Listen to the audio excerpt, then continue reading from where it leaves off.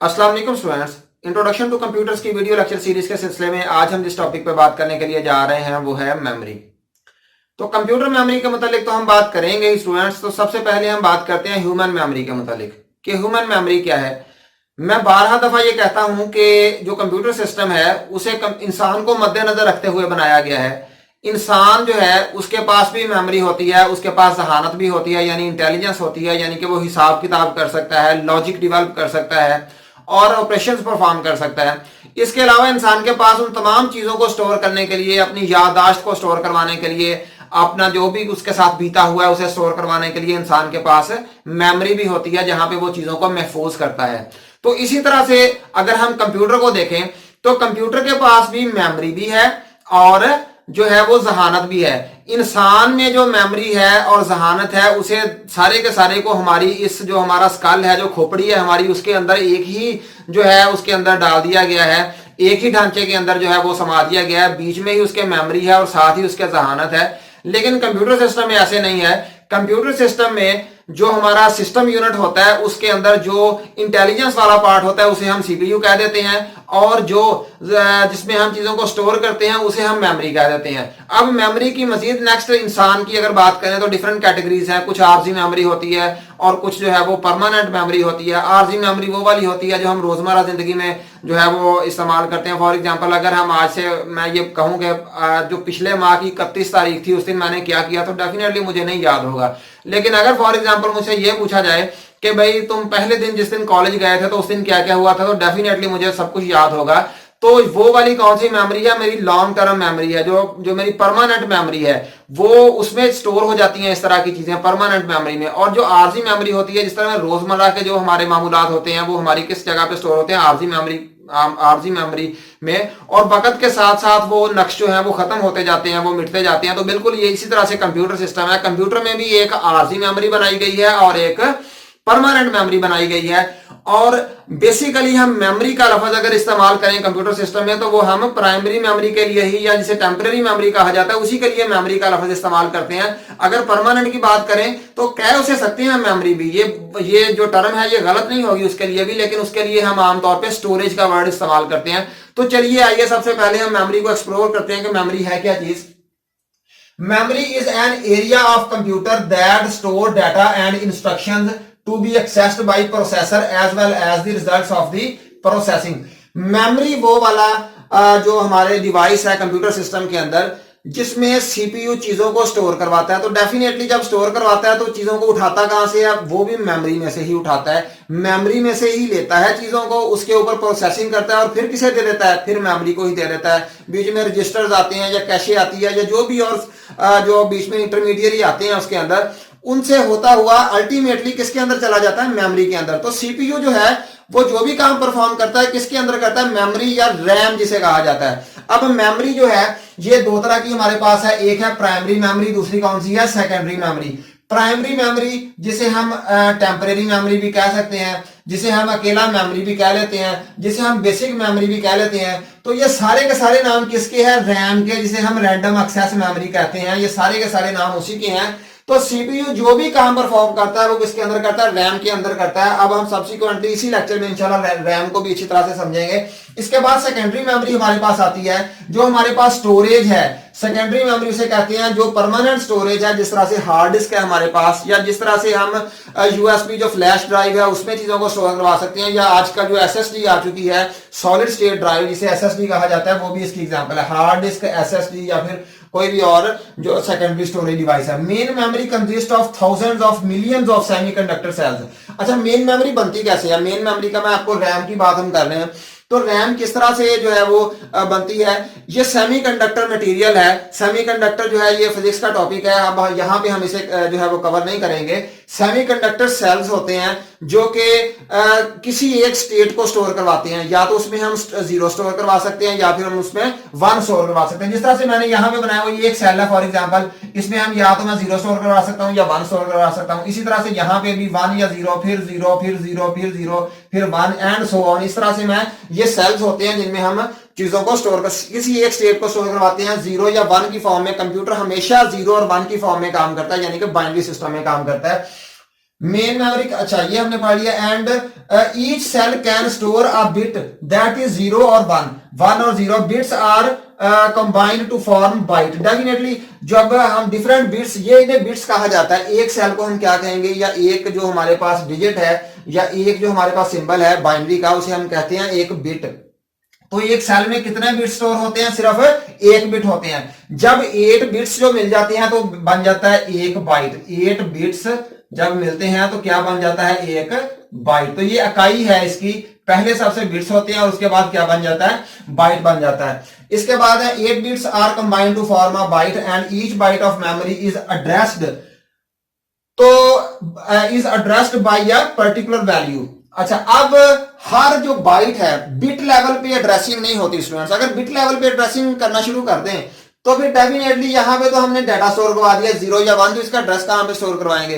तो जो एड्रेसिंग होती है वो किस लेवल पे होती है, एक बाइट के लेवल पे होती है। 8 बिट्स के लेवल पे जो है वो हम एड्रेसिंग करवाते हैं। तो इसको हम एक एड्रेस दे देंगे, ये एक बाइट जो है इसे हम एक एड्रेस दे देते हैं। फॉर एग्जाम्पल हमने इसे कह दिया एक, ये हमने इसे एड्रेस दे दिया। इसी तरह से अगला जो बाइट होगा, इससे अगले सेल शुरू होंगे, उसे हमने 2 3 4 5, एक्चुअल में 1 2 3 4 5 नहीं होता। एड्रेसिंग और तरह से की जाती है, वो और तरह के सिंबल्स होते हैं, उसमें कैरेक्टर्स होते हैं। लेकिन मैं आपको एग्जांपल के तौर पे बता रहा हूं जिस तरह से हम तो एड्रेसिंग क्यों की जाती है। डेफिनेटली मेमोरी तो बहुत बड़ी है, मिलियंस ऑफ सेल है इसके अंदर, तो कहां पे डाटा स्टोर करवाना है, तो अगर उसकी एड्रेसिंग की हुई होगी तो हम उस एड्रेस पे जाकर डाटा को स्टोर करवा सकेंगे।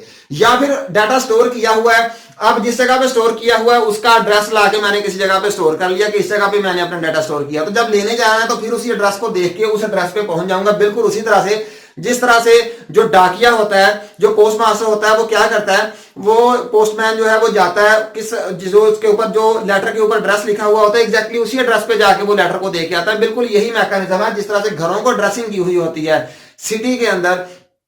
तो गांव वगैरह में तो अक्सर हम ढूंढ सकते हैं, किसी को बता के भी पूछ लेते हैं कि भाई फलां बंदे का घर किधर है। लेकिन जो सिटीज होते हैं, बड़े शहर होते हैं, वहां पे तो इस तरह से ढूंढा नहीं जा सकता। तो वहां पे घरों को, मोहल्लों को और इस तरह से कॉलोनीज जो होती हैं उनकी प्रॉपर ड्रेसिंग की जाती है, फिर ही वहां तक पहुंचा जा सकता है। तो बिल्कुल इसी तरह से कंप्यूटर की जो सेल्स होते हैं इनकी ड्रेसिंग की जाती है। इसके बाद है each byte can be accessed separately. तो डेफिनेटली जब बाइट लेवल पे हम एड्रेसिंग कर देंगे तो एक वक्त में एक पूरे बाइट को जो है वो एक्सेस किया जा सकता है। 2 टाइप्स ऑफ मेमोरी हमारे पास है, एक को वॉलेटाइल मेमोरी कहा जाता है, दूसरे को नॉन वॉलेटाइल मेमोरी कहा जाता है। वॉलेटाइल मेमोरी स्टूडेंट्स कौन सी होती है, ये प्राइमरी मेमोरी है, जिस तरह से हमारे पास रैम है। वॉलेटाइल का मतलब ये होता है कि भाई ये जब जैसे ही हम इसकी इलेक्ट्रिसिटी खत्म करते हैं, कंप्यूटर सिस्टम जो चल रहा है, जैसे ही हम उसकी पावर उससे खींच लेते हैं, तो उसमें से जितना भी डाटा होता है, जब उसमें से इलेक्ट्रिसिटी चली जाती है तो उसकी चार्जिंग फॉर एग्जांपल खत्म हो जाती है, तो उसमें से जितना भी डाटा लिखा हुआ होता है सारे का सारा रेस हो जाता है। तो रैम जो है ये इसकी एग्जांपल है, और रैम इसी मैकेनिज्म पे काम करती है। रैम के अंदर डाटा स्टोर होता रहता है, लेकिन जब हम कंप्यूटर को बंद करते हैं तो सारी की सारी रैम जो क्या हो जाती है, साफ हो जाती है। लेकिन आपने देखा होगा हार्ड डिस्क किस तरह से नहीं होती, उसमें जो डाटा एक दफा स्टोर करवा दिया तो वो हमेशा के लिए स्टोर रहेगा, तब तक स्टोर रहेगा जब तक हम उसे डिलीट नहीं कर देते। इसी तरह से नॉन वोलेटाइल मेमोरी जो है ये वो वाली मेमोरी है जो कि पावर के ऑफ करने से जो है, या इलेक्ट्रिसिटी के ऑफ करने से इसमें से डाटा जो है वो खत्म नहीं होता। उसे कौन सी मेमोरी कहते हैं, नॉन वोलेटाइल। वोलेटाइल कहते हैं जो खत्म कर देती है पावर के शटडाउन पे, और पावर के शटडाउन पे जो खत्म नहीं करती उसे नॉन वोलेटाइल कहते हैं। उसकी एग्जांपल क्या है, रोम, रीड ओनली मेमोरी, से भी नेक्स्ट पढ़ेंगे, फ्लैश एंड सीमॉस वगैरह। तो अब हम जो है वो रैम को पढ़ते हैं कि रैम क्या चीज। अब स्टूडेंट्स हम रैम की बात करते हैं। रैम क्या चीज है, रैम जिसे प्राइमरी मेमोरी भी कहा जाता है, जिसे टेम्परेरी मेमोरी भी कहा जाता है, या जिसे वॉलेटाइल मेमोरी भी कहा जाता है। तो ये सारे के सारे नेम किसके हैं, रैम के हैं। रैम है क्या चीज, अगर देखने की बात करें तो इसके मॉड्यूल की बात करें तो वो एक स्ट्रिप की तरह से होती है।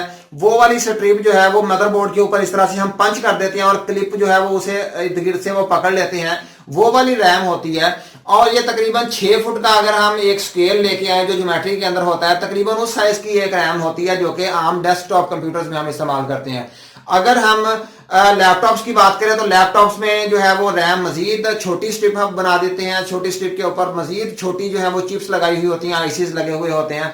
तो रैम की शक्ल कुछ इस तरह की होती है। इसके बाद अगर हम रैम की फंक्शनिंग की बात करें तो हम देखते हैं कि सीपीयू जो है ना स्टूडेंट्स, जो कि सारे का सारा काम परफॉर्म करता है, जो सीपीयू जो कि दिमाग है कंप्यूटर सिस्टम का, रैम उसकी वर्कशॉप है। वर्कशॉप इसे क्यों कहते हैं कि भाई सीपीयू ने जितना भी काम करना है वो कहां पे लाके करना है, वो रैम के अंदर लाके करना है। किस तरह से, जिस तरह से एक मैकेनिक को अगर आप लेके जाएं, अगर आपकी गाड़ी कहीं रास्ते में खराब हो जाए तो आप मैकेनिक को बुला के लेके जाते हैं, तो हो सकता है मैकेनिक जाते ही कोई तार वगैरह हिली हुई हो उसे ठीक कर दे, अगर तो वो ठीक हो जाए तो well and good. Otherwise mechanic आपको कहता है कि भी इसे वर्कशॉप में लेके आओ, वहां पे मैं खोल के चेक करूंगा, वहां पे मेरे पास औजार भी होंगे, वहां पे मेरे पास जो है वो मेरे पास साथ में मैकेनिक भी और होंगे और सारे के सारे आलात डिवाइसेस उसके पास होंगी, तो इसलिए वो कहता है कि वर्कशॉप में ले आओ। तो ये रैम क्या है, ये सीपीयू की वर्कशॉप है, यानी कि सीपीयू ने जिस भी प्रोग्राम को चलाना है तो पहले वो उसे क्या कहता है, पहले इसे रैम के अंदर लेके आए। रैम जो है उसमें लोड किया जाता है प्रोग्राम को, फिर उसके बाद जो वो उसे उस पर काम स्टार्ट करता है, फिर उसके बाद उसकी एग्जीक्यूशन स्टार्ट करता है।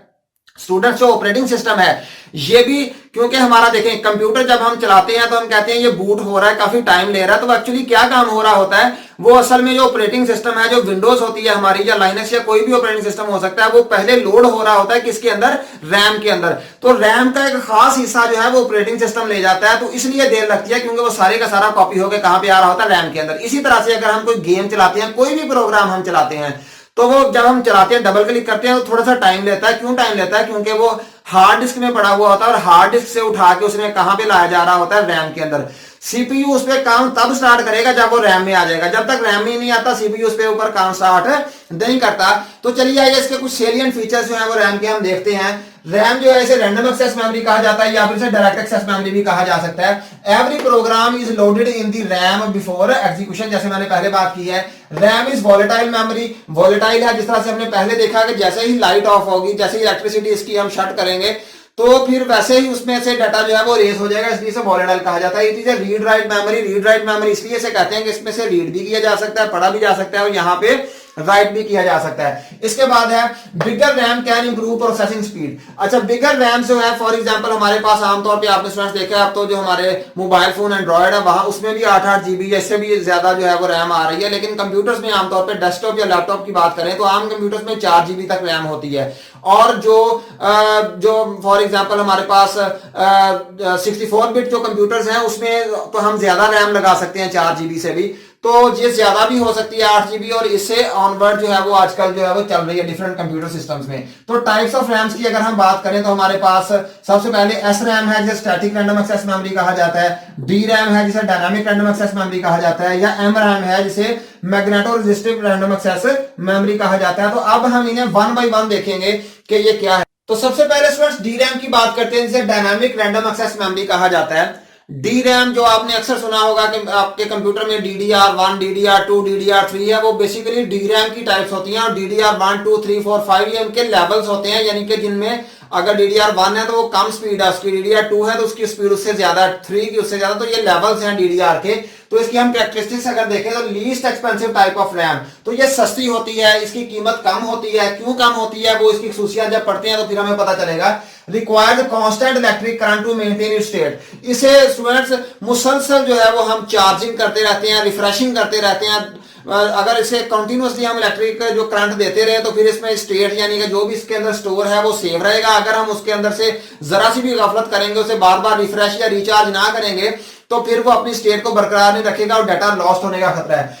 If not charge then data will be lost and it is slow due to refreshing. और जब इसकी रिफ्रेशिंग हो रही होती है ना स्टूडेंट्स, तो ये डाटा जो है वो सीपीयू को दे नहीं सकता, इसलिए ये स्लो भी होता है। सस्ता तो है ही लेकिन ये साथ में स्लो भी है। इसके बाद made up of a transistor और कैपेसिटर्स। तो स्टूडेंट्स इसका जो आर्किटेक्चर है वो इंटीग्रेटेड सर्किट जो आईसी होता है हमारा, उसके अंदर क्या लगे हुए होते हैं, ट्रांजिस्टर और कैपेसिटर। तो जो कैपेसिटर है आपको पता है, जो पंखे के साथ या और जो इलेक्ट्रिकल डिवाइसेस के साथ आपने कैपेसिटर लगाया हुआ होता है, आपको पता है कि उसके अंदर चार्जिंग होती है। वो अपनी चार्जिंग आप उसकी चेक भी कर सकते हैं कि इसके चार्ज है या नहीं है। तो वो कैपेसिटर जो है अगर पड़ा रहे तो फिर वो अपनी जो है उसकी चार्जिंग होती है वो खत्म कर देता है। तो बिल्कुल वही सिनेरियो इसमें डी रैम में है कि अगर इसे मुसलसल चार्ज करते रहो अपनी स्टेट को बरकरार रखता है, वरना बरकरार नहीं रखता। तो इसमें जो स्टेट होती है 0 या 1 वो कहां पे स्टोर किया जाता है, कैपेसिटर के अंदर स्टोर किया जाता है। इसके बाद हमारे पास एस रैम है जिसे स्टैटिक रैंडम एक्सेस मेमोरी कहा जाता है। स्टैटिक मेमोरी जो है हमारे पास ये बहुत एफिशिएंट होती है, फास्ट होती है, लेकिन महंगी होती है। इसे बेसिकली कैसे बनाया जाता है, इसे made up of logic gates that is flip flops. तो फ्लिप फ्लॉप्स जो है वो इस्तेमाल किए जाते हैं स्टैटिक रैंडम एक्सेस मेमोरी बनाने के लिए।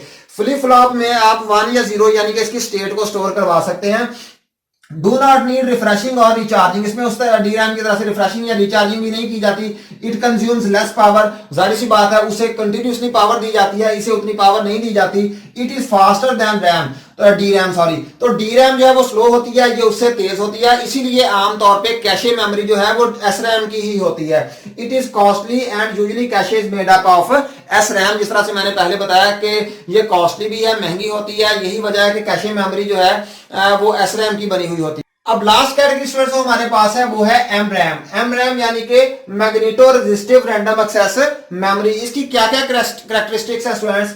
It stores data by magnetic charge rather than electric charge. जो पुरानी हमारी एस रैम और डी रैम की हमने बात की थी उसमें इलेक्ट्रिक चार्ज की जरूरत होती है डाटा को स्टोर करवाने के लिए, लेकिन यहाँ पे मैग्नेटिक चार्ज जो है उसके जरिए से ये डाटा जो है रैम इसमें स्टोर करवाएगी। It is ideal for portable devices, ये पोर्टेबल डिवाइसेस के लिए आइडियल है। क्यों आइडियल है? क्योंकि ये चार्जिंग बहुत कम लेती है, बहुत कम इलेक्ट्रिसिटी कंज्यूम करती है, because it uses a lot less power than other types of RAMs. तो पोर्टेबल डिवाइसेस जो है हमारे पास, फॉर एग्जांपल मोबाइल्स हैं या फिर हमारे पास लैपटॉप्स जो हैं आ रहे हैं, उनमें हमें एम रैम इस्तेमाल करनी चाहिए क्योंकि वो बहुत कम पावर लेती है और हमारी जो पोर्टेबल डिवाइसेस होती हैं वो डेफिनेटली बैटरीज के ऊपर होती हैं, उन्हें डायरेक्ट हम सप्लाई नहीं देते। Storage capacity is also greater, तो इसमें हम कम पैसों में जो ज्यादा स्टोरेज कैपेसिटी हमें मिल जाती है एम रैम के अंदर। और it also retain the state even if the power is removed, तो अगर इसमें से पावर जो है उसे खत्म भी कर दिया जाए तो तब भी ये अपनी जो स्टेट है, जो अपना इसके अंदर डाटा होता है उसे ये महफूज रखता है, ये एस रैम और डी रैम की तरह उसे खत्म नहीं करता। तो ये नई जो टाइप आई है रैम की, ये काफी जो है वो एडवांस टाइप है और यही आमतौर पे जो नेक्स्ट फ्यूचर है उसमें यूज होने वाली है। तो उम्मीद करता हूं स्टूडेंट्स आज के लेक्चर को आपने अच्छी तरह से अंडरस्टैंड किया होगा और समझने की कोशिश की होगी। इंशाल्लाह नेक्स्ट लेक्चर में हम किसी और टॉपिक के साथ हाजिर होंगे, तब तक के लिए अल्लाह।